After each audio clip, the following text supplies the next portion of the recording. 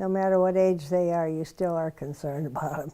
Dorothy Necker's family continues to grow.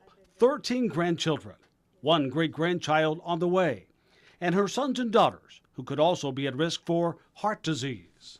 I have a very close family, and hopefully that it doesn't pass on to all 5 children, but who knows. Her husband was only in his 50s when he needed stents to keep his arteries open. His mother had died of a heart attack. Dorothy's own heart problems would come with mixed symptoms. I don't think you have to wait for the pain, because I had no pain, and the only thing I had was pressure on my chest. And when I went up to DeWitt Hospital, I went for electrocardiogram, and they said, well, you're in the middle of a heart attack. A message cardiologists like Dr. Michael Gimbel want more women to hear. Sometimes women have different symptoms than men. They might not have the typical crushing substernal chest pain that men do. They might just have shortness of breath, or they might only have some upper back pain.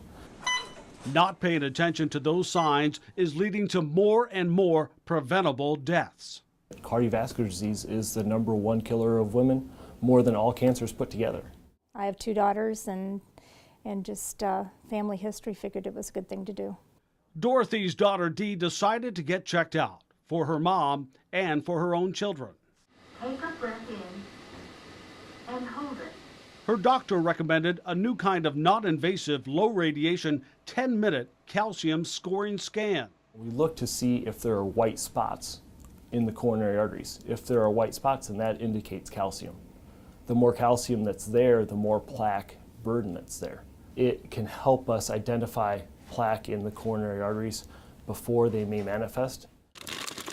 Meds, diet, and other lifestyle changes can then be used to reduce the chance of a serious cardiac event before it ever happens. Dee took the test for a little peace of mind, but then the numbers came back. We were both shocked when the results came back that it was so high. For her, it is early and manageable. It supports the message she was already trying to pass on.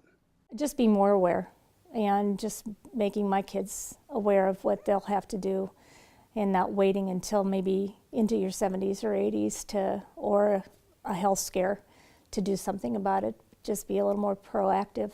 A gift for her mother, her children, and her own future as part of a growing family that won't let a family history of heart problems take over their lives.